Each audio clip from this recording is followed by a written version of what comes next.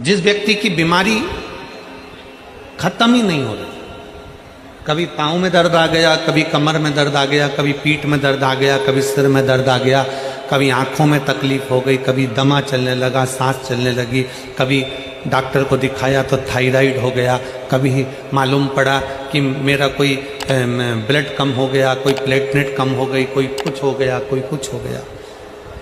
Doctor को दिखाओ। हमने कल भी कथा में कहा था, परसों भी कहा था कि डॉक्टर शिव का एक रूप होता है, उसको दिखाओ। डॉक्टर जो दवाई दे कुंदकेश्वर महादेव के नाम से उसको खाओ। पर कभी अगर मौका लग जाए, तुमको ऐसा लगे कि ये शरीर का रोग तो समाप्त हो ही नहीं रहा, एक ना एक रोग चल ही रहा, ये रोग समाप्त होने का नाम ही नहीं ले रहा, समाप्त ही नहीं हो रहा, ये तो समाप्ति की ओर जा ही नहीं रहा।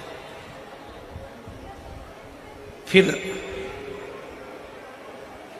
पिपलेश्वर महादेव का नाम लेकर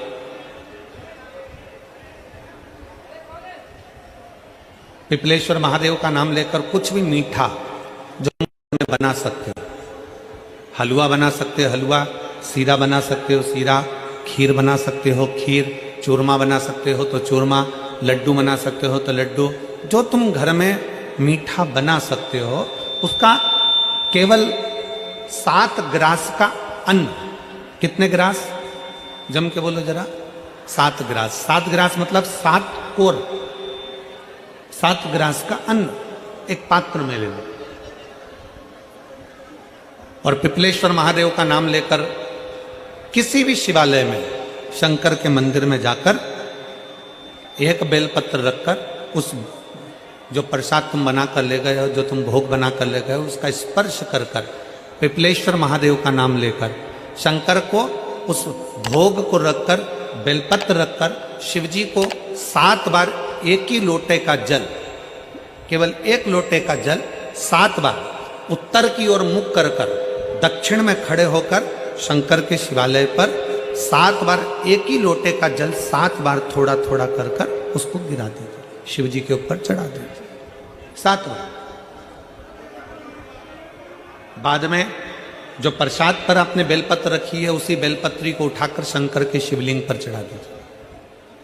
बाबा को प्रणाम करिए, बाबा मेरे शरीर का रोग समाप्त नहीं हो रहा, गोलियां खा रही हूं, दवाई खा रही हूं, कुंदकेश्वर महादेव का नाम लेकर दवाइयां ले रही हूं, पर कभी घुटना, कभी कमर, कभी आंख, कभी थायराइड, कभी कुछ, कभी बीपी, कभी शुगर, कुछ ना कुछ चल ही रहा है। बाबा अब आपको संभालना। किसी भी दिन पिपलेश्वर महादेव का नाम लेकर वो चढ़ी हुई बेलपत्री लियाओ, प्रसाद लियाओ, घर पर आने पर जैसे ही घर के अंदर प्रवेश करो सबसे पहले बेलपत्री को चबा चबा कर खा लो। फिर वो जो प्रसाद है उस प्रसाद को 7 गांस से थोड़ी थोड़ी देर में 7 बार में उसको खा लेना।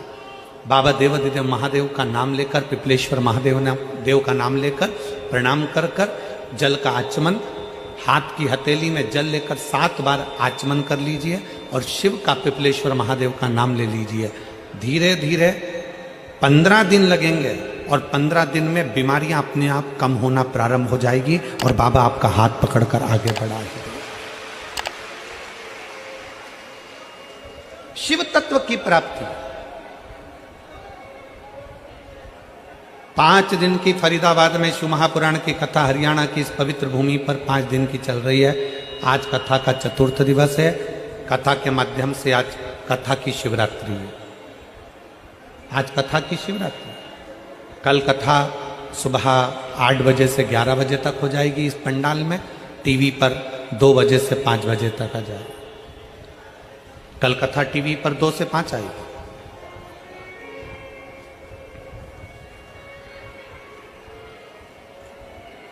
लाखों की संख्या में आप लोग आए हैं। पंडालों में जगह नहीं है, गाड़ियों के गेट खोल खोल के आप लोग बैठे हुए हो, पेड़ों की छांव में बैठे हुए हो, जहां तुम्हें जगह मिल रही है वहां बैठो। व्यर्थ की बातों में समय ना गवाते हुए जो 2-2.5 घंटे हमें कथा के मिले हैं, आज 4th दिवस की कथा को इतने दिल से सुन लो कि तुम अगली बार जब कथा में आओ तो तुम्हारा भी एक पत्र व्यासपीठ पर रखा हुआ मिले कि बाबा ने मेरे ऊपर कृपा की। कैसी भी बीमारी हो, कैसा भी दुख है, कैसी भी तकलीफ है, कैसा भी कष्ट है, कैसा भी समस्या है, पिपलेश्वर महादेव का नाम का थोड़ा सा मीठा बनाकर पूजन कर बेलपत्र रखकर शिव को जल चढ़ाकर बेलपत्र वापिस शिव के शिवलिंग पर रखकर फिर बाबा को जल समर्पित कर बड़े भाव के साथ में बाबा के उस आनंद को प्रसाद को लेकर उसको पाए। श्री शिवाय नमस्तुभम। पूजनीय गुरुजी द्वारा बताए गए 22 नवंबर मार्गशीर्ष शनिवार के उपाय हैं। कितनी भी बड़ी बीमारी हो, जैसी भी बीमारी हो, कैसे भी रोग हो, 1 महीने के अंदर ये समाप्त हो जाएंगे। दमा, सांस जैसी अनेक बीमारियां हो, उनका सभी का उपाय है। आप अवश्य ये सुने। और यह वीडियो अच्छी लगी है तो विनायक डेली डायरी को आप ज़रूर सब्सक्राइबर और लाइक ज़रूर करना। हर हर महादेव।